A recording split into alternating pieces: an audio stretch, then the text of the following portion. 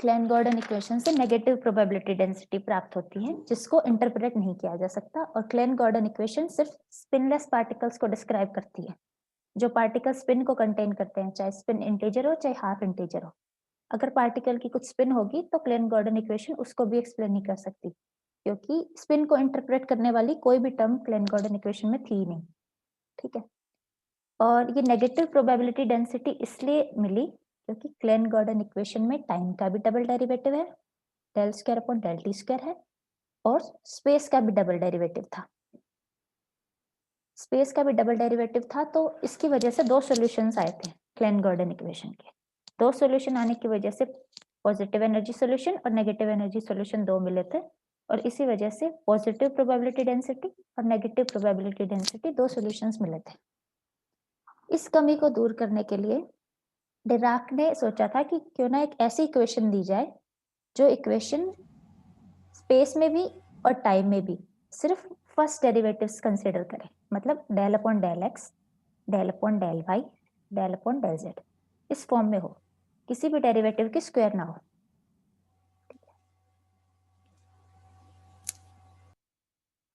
तो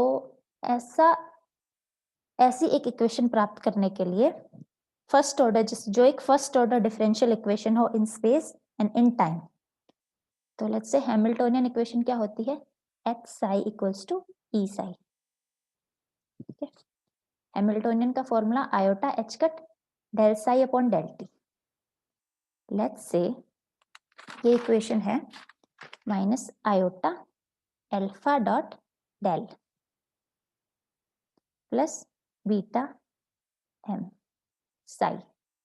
डिराक ने सीधी एक इक्वेशन प्रपोज की थी कि लेट्स से एक ऐसी इक्वेशन जो स्पेस में भी सिंगल डेरिवेटिव में हो और टाइम में भी सिंगल डेरिवेटिव में हो, इस तरीके की इक्वेशन।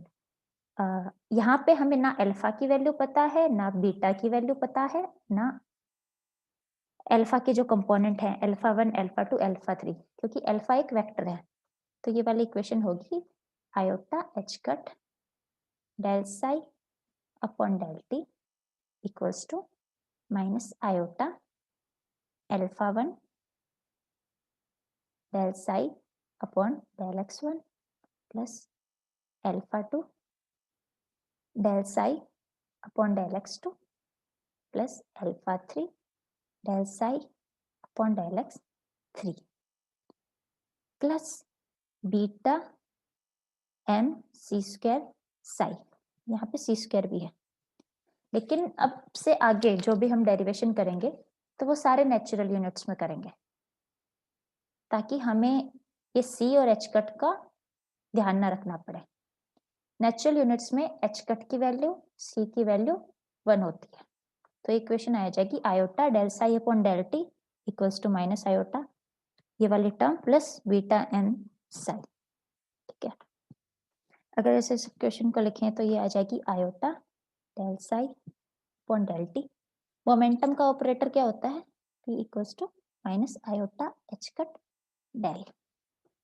अगर एच कट की वैल्यू 1 है तो मोमेंटम का ऑपरेटर होगा माइनस आयोटा डेल, और ये इक्वेशन क्या बन रही है, minus iota alpha dot del psi plus beta M Sai.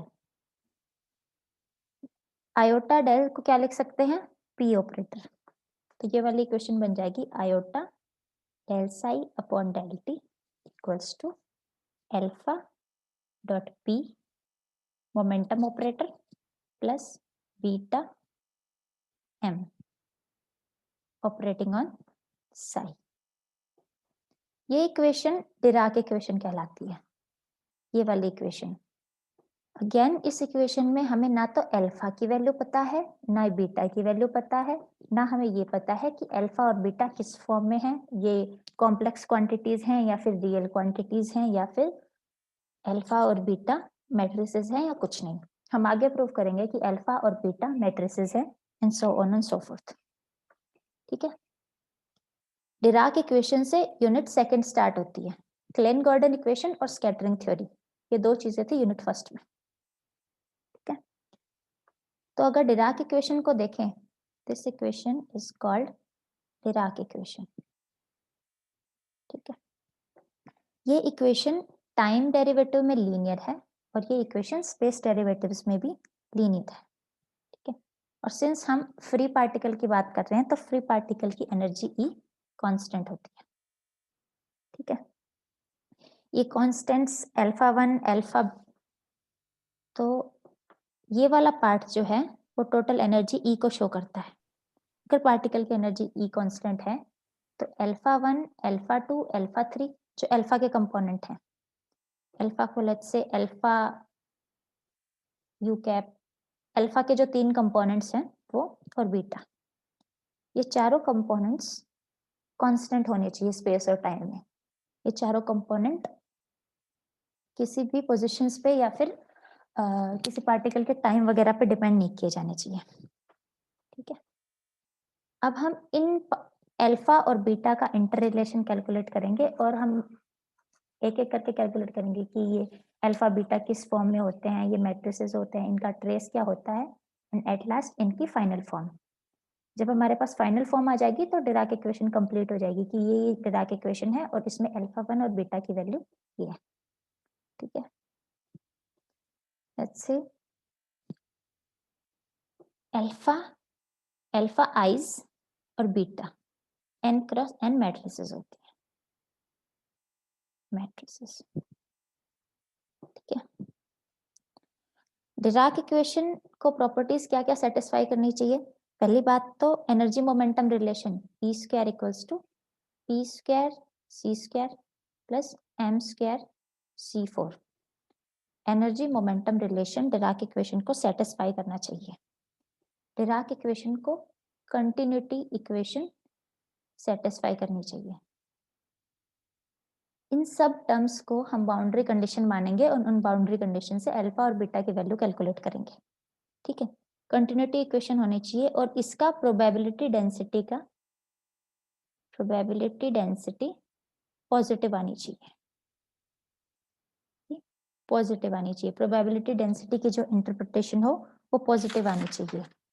Third चीज, Dirac equation should be Lorentz invariant, Lorentz invariant.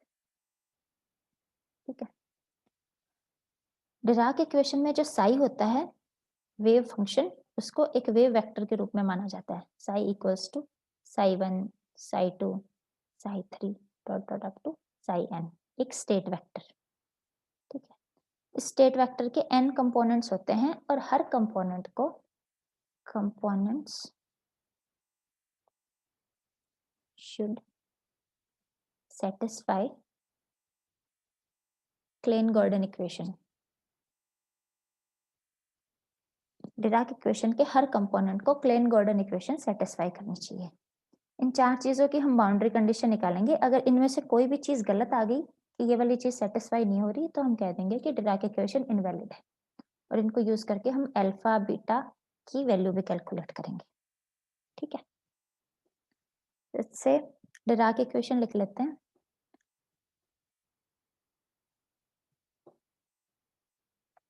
Klein-Gordon equation क्या होती है? Equation D'Alembert's operator del plus m square psi equals to 0। ठीक है, जहाँ पे डेल की value होती है 1 upon C square del square upon del T square minus del square. अब हम आगे से नेचुरल एलिमेंट्स में बात करेंगे तो इसकी वैल्यू हो जाएगी del upon del T square minus del square. वाली इक्वेशन क्या आ गई? Del square upon del T square minus del square plus m square psi equals to 0। ठीक है, यहाँ से अगर del two psi upon del T square की वैल्यू निकालें तो del T square equals to क्या आ जाएगा? Del square minus m square psi. ठीक है, से इस इक्वेशन को बाद में यूज करेंगे। और डिराक इक्वेशन क्या होती है?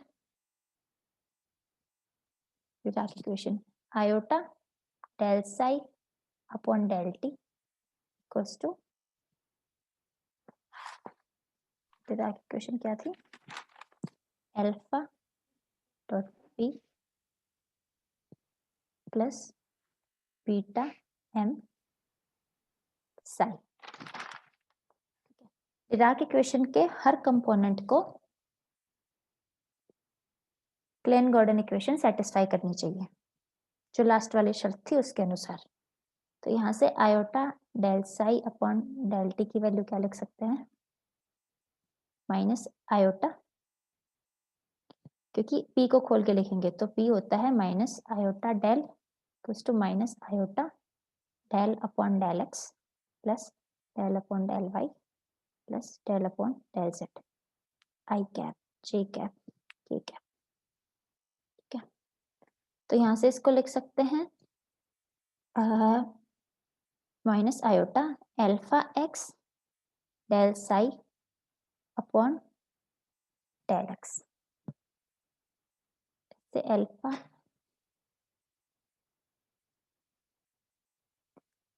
Alpha one del psi upon del X one plus alpha two del psi upon del X two plus alpha three del psi upon del X three plus beta M psi. ठीक है,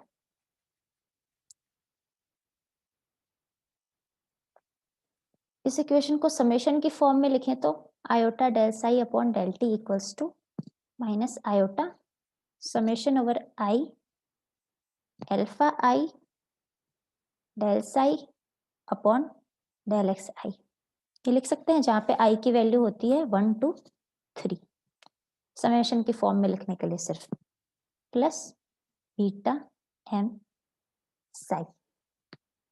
ठीक है, तो यहाँ से iota del upon del T की value क्या आ गई, minus iota summation I equals to 1 to 3 alpha I del upon del x I plus beta M iota del upon del T की वैल्यू। ठीक है,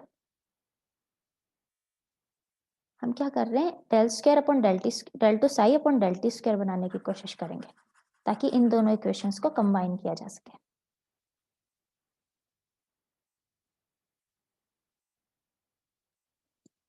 तो minus iota del upon del T iota del psi upon del T, इसकी value क्या होगी,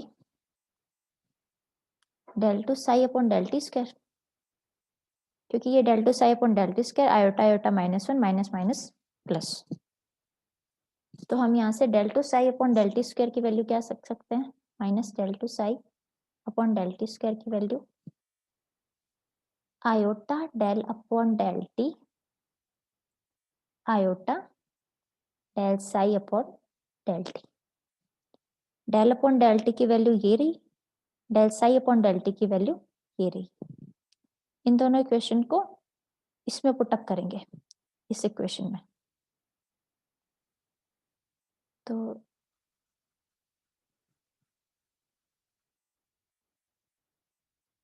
minus D two psi upon D T square की value आ जाएगी minus D two psi upon D T square equals to minus iota summation I alpha I del upon del x I plus beta M iota del psi upon del T minus iota summation over I alpha I del upon del x I psi plus beta M psi. Iota del psi upon del T की value यहाँ से रख दी, iota del upon del T operator था उसकी value यहाँ से रख दी, और ये आ गया minus D two psi upon D T square की वैल्यू। इसको सिंप्लीफाई करेंगे इस पूरे एक्सप्रेशन को और बाद में इसके बराबर रख देंगे, यहाँ से डी टू साई की वैल्यू करेंगे तो यहाँ पे माइनस आ जाएगा, इस एक्सप्रेशन को सिंप्लीफाई करके हम इसके बराबर रख देंगे, तो जिससे हमें अल्फा और बीटा में कई सारे इंटर रिलेशंस मिलेंगे, ठीक है।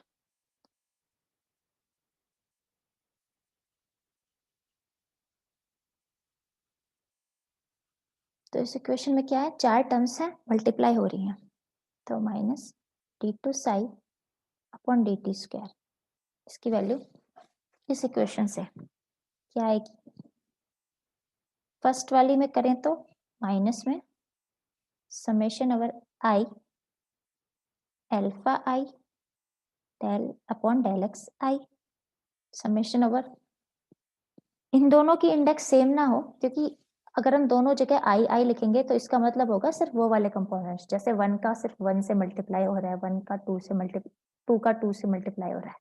हमको सारे इंटर रिलेशन चाहिए, 1 का 1 से भी, 1 का 2 से भी, 1 का 3 से भी, इसलिए इंडेक्स चेंज करेंगे, इसको जे लिख देते हैं, जहां जे भी इसी तरीके से वेरी कर रहा है, जे इक्वल्स टू 1 to 3, जिस तरीके से आई वेरी कर रहा है, ठीक है। ये आ जाएगा j alpha j del upon del x j, ठीक है, इसको और इसको मल्टीप्लाई करके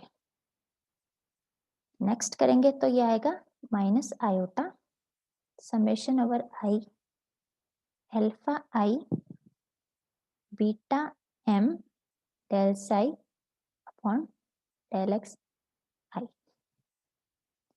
इस टर्म को इसके साथ मल्टीप्लाई किया। अब इसकी बारी, पहले इसको इसके साथ मल्टीप्लाई करेंगे, इस टर्म को इसके साथ, तो इसकी वैल्यू आएगी minus iota summation over J alpha J beta, पहले बीटा है, ध्यान रखना अल्फा और बीटा मैट्रिसेस हैं, इसलिए alpha beta equals to beta alpha नहीं लिख सकते, ठीक है, ये अल्फा है और ये बीटा, तो अगर इसको मल्टीप्लाई करेंगे तो ये आ जाएगा beta beta alpha j m del psi upon del x j, plus इन दोनों को मल्टीप्लाई करेंगे तो beta square M square psi, ठीक है।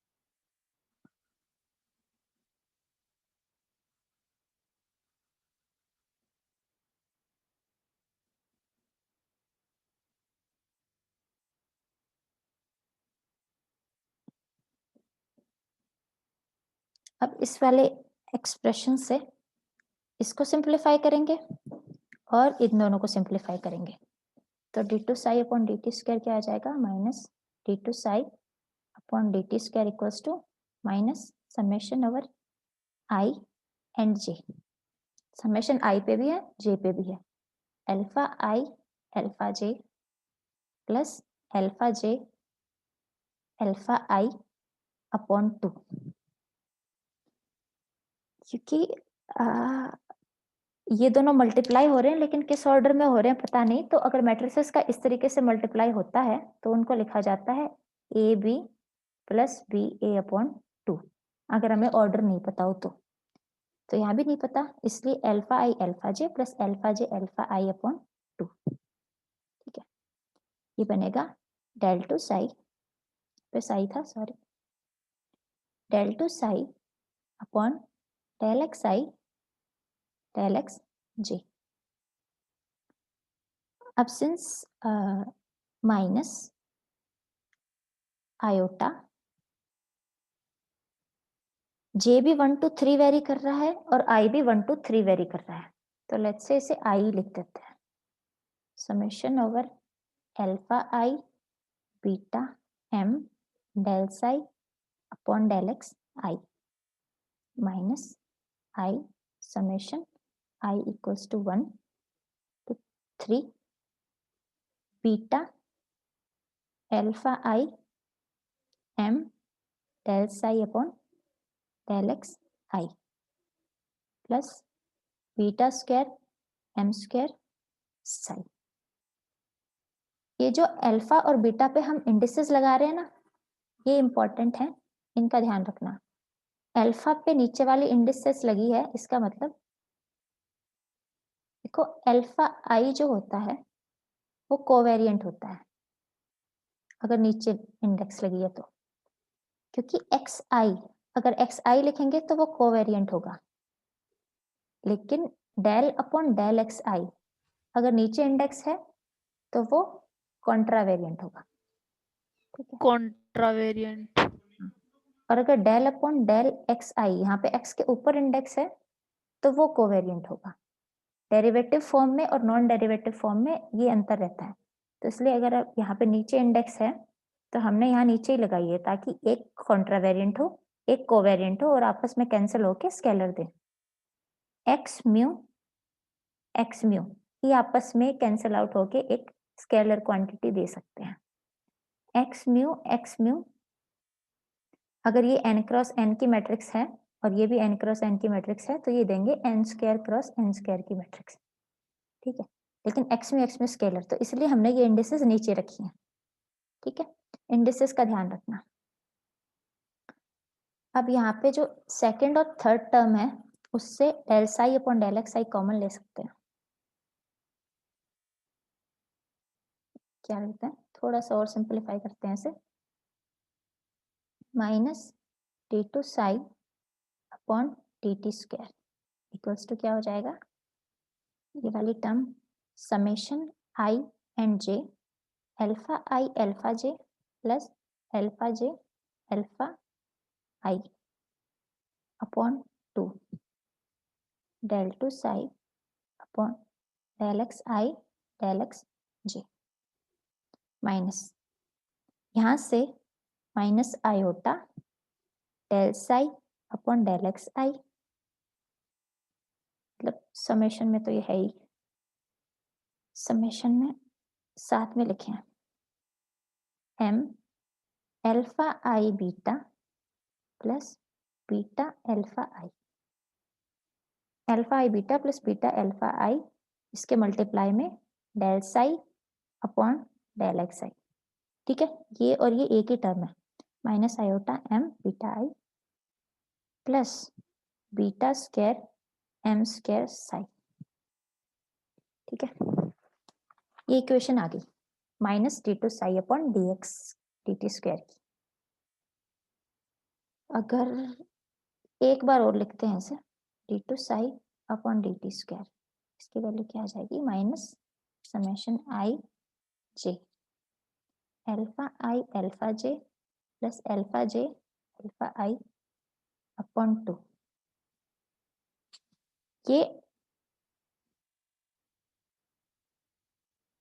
है del d two psi upon del x i del x j minus iota summation m alpha I beta plus beta alpha i, ये term है, समेशन हो रहा है आई इक्वल्स टू 1 to 3, तो इसका मतलब ये टर्म है del psi.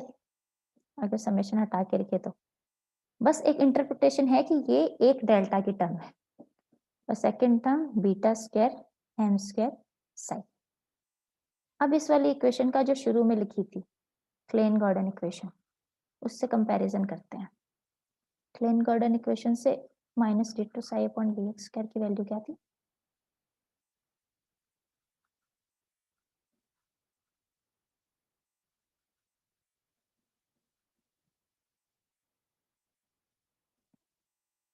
Klein Gordon equation क्या थी, D two psi upon D T square equals to del square minus M square psi. तो यहाँ से minus D two psi upon D T square क्या आएगा, minus del square plus M square psi, ठीक है। इस वाली इक्वेशन में और इस वाली इक्वेशन में अगर कंपेयर करें, ये दोनों इक्वेशन एक दूसरे के बराबर होनी चाहिए क्योंकि डिराक इक्वेशन का हर कंपोनेंट क्लेन गॉर्डन इक्वेशन को सेटिस्फाई करना चाहिए। इस वाली इक्वेशन में अकेले डेल्टा की कोई टर्म नहीं है। अगर इस चीज को कंपेयर करें तो क्या आएगा, alpha I beta plus beta alpha I equals to 0। थोड़ा क्लियरली लिखते हैं, हम क्या करेंगे, डेल स्क्वायर की टर्म्स को कंपेयर करेंगे डेल की पावर 1 है उस टर्म को कंपेयर करेंगे, और जिस टर्म में डेल की पावर 0 है, मतलब डेल है ही नहीं, उस टर्म को कंपेयर करेंगे। तो सबसे पहले डेल की पावर 0 वाली टर्म को कंपेयर करते हैं। ये दोनों टर्म्स एक दूसरे के इक्वल होनी चाहिए। अंतर क्या है? एक तरफ है m स्क्वायर साई, एक तरफ है beta square m square psi. तो रिजल्ट क्या आ गया? Beta square equals to 1। एक इंपॉर्टेंट रिजल्ट देखो, अभी तक हमें अल्फा 1, अल्फा 2, अल्फा 3 और बीटा के बारे में कुछ भी नहीं पता था। अब हम धीरे धीरे इनके बारे में इंफॉर्मेशन कलेक्ट करते हैं।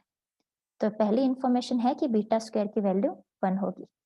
दूसरी, अगर डेल की पावर 1 के कंपोनेंट्स कंपेयर करें इस इक्वेशन में और इस इक्वेशन में, तो यहाँ पे m की वैल्यू तो 0 हो नहीं सकती, पर ये पूरी टर्म 0 होनी चाहिए। तो इसका मतलब alpha I beta plus beta alpha I should be 0। Alpha I beta plus beta alpha I equals to 0। ये सेकंड इंफॉर्मेशन, ठीक है। इसका मतलब ये है कि हर एक alpha matrix alpha 1 beta plus beta alpha 1 equals to 0, alpha 2 beta plus beta alpha 2 equals to 0 and alpha 3 beta plus beta alpha 3 equals to 0। तीनों मैट्रिसेस को सेटिस्फाई करना चाहिए।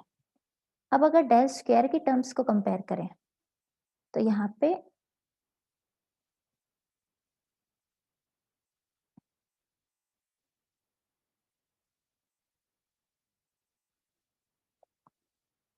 डेल स्क्वायर में टर्म्स होती हैं del 2 upon del X square plus del square upon del Y square plus del square upon del Z square. Del square में ऐसी तो कोई टर्म नहीं होती ना, del square upon del x del Y. लेकिन यहाँ पे अगर हम j की सारी वैल्यूज पे और i की सारी वैल्यूज पे इस समेशन को रन कराएंगे, तो डेल x1 डेल x2 वाली वैल्यू भी आएंगी, वो वैल्यूज भी आएंगी जहाँ पे del two psi upon del x1 del x2।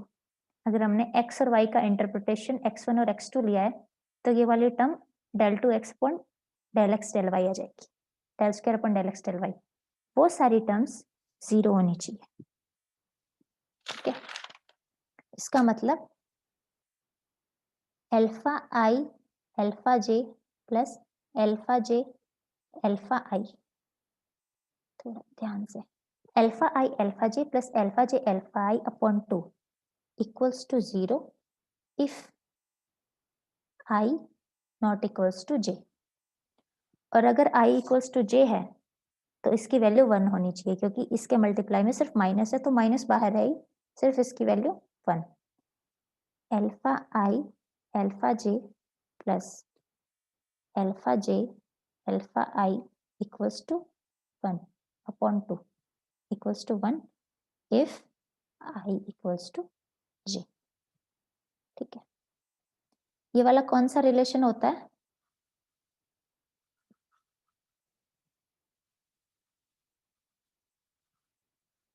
जहाँ पे आई नॉट इक्वल्स टू जे है तो वैल्यू 1 आती है, और आई नॉट इक्वल्स टू जे है तो वैल्यू 0 आती है, और आई, हाँ ऑर्थोगोनैलिटी।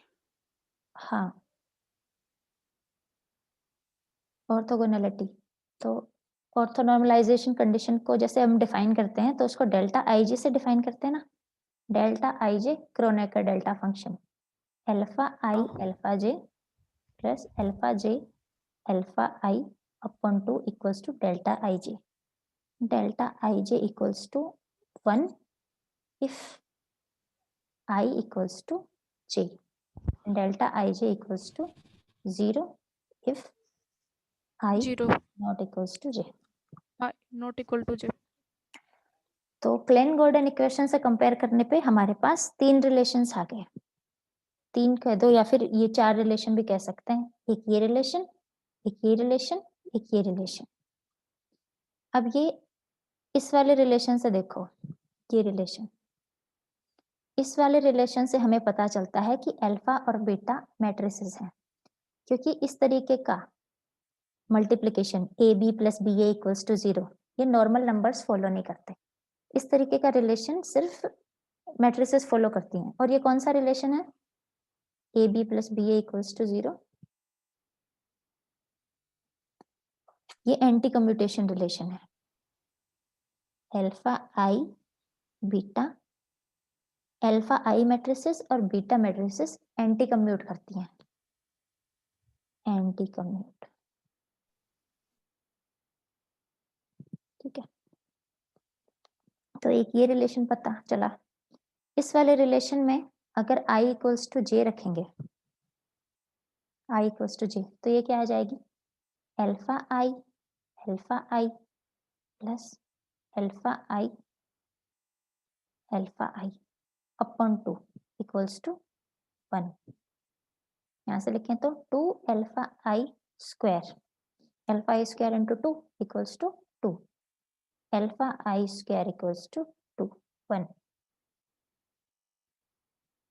Equals to 1। बीटा का स्क्वायर 1 होता है, सिंपली उसी तरीके से alpha I square equals to 1 होगा। इसका मतलब अल्फा 1 का स्क्वायर, अल्फा 2 का स्क्वायर, अल्फा 3 का स्क्वायर, सबका 1। तो एक तो ये प्रॉपर्टीज आ गई और एक प्रॉपर्टी आ गई कि अल्फा आई और बीटा आपस में एंटी कम्यूट करते हैं। अगर I not equals to J है तो क्या होगा, alpha I alpha J plus alpha I equals to 0। इसका मतलब अल्फा आई और अल्फा जे भी आपस में एंटी कम्यूट करते हैं। ठीक है, तो क्लेन गॉर्डन इक्वेशन से कंपेयर करने पे अपने पास अल्फा और बीटा के लिए फॉलोइंग रिजल्ट्स आ गए। पहली बात तो ये कि इनका स्क्वायर 1 होता है, और दूसरी बात कि ये आपस में एंटी कम्यूट करती हैं। अल्फा 1 अल्फा 2 अल्फा 3 और बीटा, चारों मैट्रिसेस का स्क्वायर 1 होता है और चारों मैट्रिसेस आपस में एंटी कम्यूट करती है। ठीक है, लेकिन अभी भी हमें ये नहीं पता कि ये n क्रॉस n है तो कितने क्रॉस कितने की मैट्रिसेस हैं, और डायगोनल है कि नॉन डायगोनल है कि जो भी है, वो इनकी प्रॉपर्टी हम अब आगे कैलकुलेट करेंगे। से पहली बात तो है कि अल्फा और बीटा, क्योंकि डिराक इक्वेशन है, डिराक इक्वेशन, तो इसमें हैमिल्टोनियन हर्मिशियन होना चाहिए, क्योंकि फ्री पार्टिकल का हैमिल्टोनियन हर्मिशियन होता है। तो इसको खाली करके लिखते हैं, फ्री पार्टिकल का हैमिल्टोनियन हमेशा हर्मिशियन होता है। तो अगर उस हिसाब से देखें तो अल्फा और बीटा हर्मिशियन मैट्रिसेस होने चाहिए।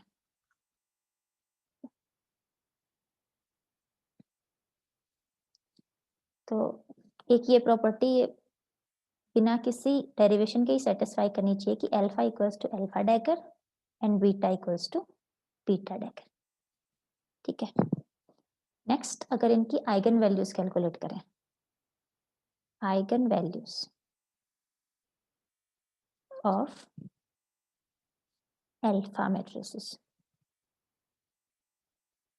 लेट्स से हमारे पास अल्फा मैट्रिक्स है, ये अल्फा 1 अल्फा 2 अल्फा 3 कुछ भी हो सकती है, और इसकी आइगन वैल्यू है लैम्डा अल्फा। इसका मतलब अल्फा जब साई पे ऑपरेट हो रही है तो लैम्डा अल्फा टाइम्स साई दे रही है।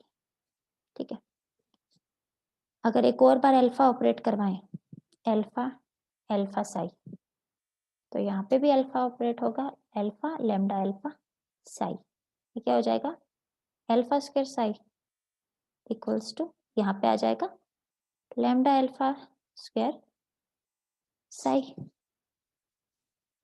यहाँ से इक्वेशन बनेगी alpha square minus lambda alpha square psi equals to 0। हमें पता है कि अल्फा स्क्वायर इक्वल्स टू 1 होता है। ठीक है, तो यहाँ से अगर अल्फा स्क्वायर इक्वल्स टू 1 लिखें तो 1 minus lambda alpha square equals to 0, lambda alpha square equals to 1, lambda alpha equals to plus minus 1। मतलब अल्फा मैट्रिसेस की आइगन वैल्यू हमेशा प्लस या माइनस 1 होगी। अल्फा स्क्वायर कैसे हुआ? अरे दोनों तरफ अल्फा एक एक बार और ऑपरेट किया है, यहाँ पे अल्फा कर दिया, यहाँ भी अल्फा, तो alpha dot alpha alpha square, यहाँ पे लैम्डा अल्फा तो एक कांस्टेंट है तो बाहर आ जाएगा, यहाँ पे सिर्फ अल्फा। तो हमने माना है कि alpha psi equals to lambda alpha psi, तो इसलिए क्योंकि हमें अल्फा की वैल्यू तो नहीं पता कि अल्फा साई पे, लेकिन अल्फा स्क्वायर तो 1 है। उस इंफॉर्मेशन को यूज करने के लिए 2 बार यूज किया अल्फा। तो यहाँ से lambda alpha equals to plus minus 1। इसका मतलब अल्फा मैट्रिक्स की आइगन वैल्यू प्लस या माइनस 1 होती है। ठीक है, सिमिलर हम करें अगर बीटा मैट्रिक्स के लिए, एकदम सिमिलर होगा। लेट्स से बीटा मैट्रिक्स है और बीटा मैट्रिक्स की आइगन वैल्यू लैम्डा बीटा है, तो उसकी आइगन वैल्यू भी प्लस माइनस 1 आ जाएगी। ठीक है, लेट्स से बीटा मैट्रिक्स की आइगन वैल्यू लैम्डा बीटा है। दोनों तरफ, इक्वेशन के दोनों तरफ बीटा ऑपरेट करवा दिया एक एक बार, और दोनों तरफ चाहे तो हम ऑपरेट करवा सकते हैं, हम एक तरफ ऑपरेट नहीं करवा सकते अपनी मर्जी से। लैम्डा बीटा बीटा साई, ये हो जाएगा beta square psi equals to lambda beta square psi. Equation से देखें तो beta square minus lambda beta square psi equals to 0। यहाँ से बीटा स्क्वायर की वैल्यू 1, तो इसका मतलब 1 minus lambda beta square equals to 0। Lambda beta square equals to 1, lambda beta भी प्लस माइनस 1। तो एक इंफॉर्मेशन और मिल गई कि बीटा मैट्रिक्स की भी आइगन वैल्यू प्लस और माइनस 1 ही आएगी। ठीक है, तो ये इंफॉर्मेशन हमें अल्फा और बीटा मैट्रिसेस के बारे में मिल गई। इनकी स्क्वायर 1 होती है, इनकी आइगन वैल्यू प्लस या माइनस 1 होती है, और ये आपस में एंटी कम्यूट करती हैं। एक इंफॉर्मेशन और देखें अगर, तो डायगोनल मैट्रिक्स क्या होती है? वो मैट्रिक्स जिसके सारे कंपोनेंट्स उसके सिर्फ डायगोनल पे हों, उसमें एक भी एंटी डायगोनल एलिमेंट ना हो। और अगर 2 डायगोनल मैट्रिसेस हैं तो वो हमेशा कम्यूट करती हैं। लेट्स से ए एक डायगोनल मैट्रिक्स है, डायगोनल एंड बी भी डायगोनल। ठीक है, तो 2 डायगोनल मैट्रिक्स हमेशा कम्यूट ही करती हैं, जैसे A B minus B A equals to 0। ठीक है, 2 डायगोनल मैट्रिक्स कभी भी ऐसा नहीं हो सकता कि एंटी कम्यूट करे या फिर कम्यूट ना करे। इसका मतलब हमारी जो अल्फा बीटा मैट्रिसेस हैं, अल्फा आई, ये सारी आपस में एंटी कम्यूट करती हैं, अल्फा 2 अल्फा 3 बीटा। तो इसके अंदर या तो एक भी डायगोनल मैट्रिक्स नहीं है, या फिर डायगोनल मैट्रिक्स है तो सिर्फ एक है, क्योंकि अगर एक से ज्यादा मैट्रिक्स होंगी तो ये आपस में एंटी कम्यूट कभी नहीं करेंगी। ठीक है, करेंगी। हाँ, तो सिंपलिसिटी के लिए मान लेते हैं कि ये तो लिखा ही नहीं, alpha I alpha J equals to 0। Simplicity के लिए हम मान लेते हैं कि बीटा मैट्रिक्स डायगोनल है, क्योंकि बीटा अल्फा वालियों से थोड़ी अलग है। बीटा मैट्रिक्स एक डायगोनल मैट्रिक्स है। ठीक है, इसका मतलब alpha 1 alpha 2 alpha 3 diagonal matrices नहीं हो सकती। तो एक रिजल्ट अपने पास आ गया, बीटा डायगोनल। ठीक है,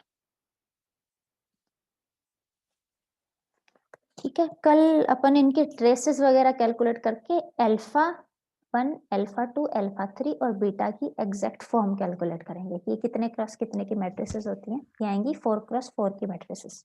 ठीक है, और इनकी क्या क्या फॉर्म होती है।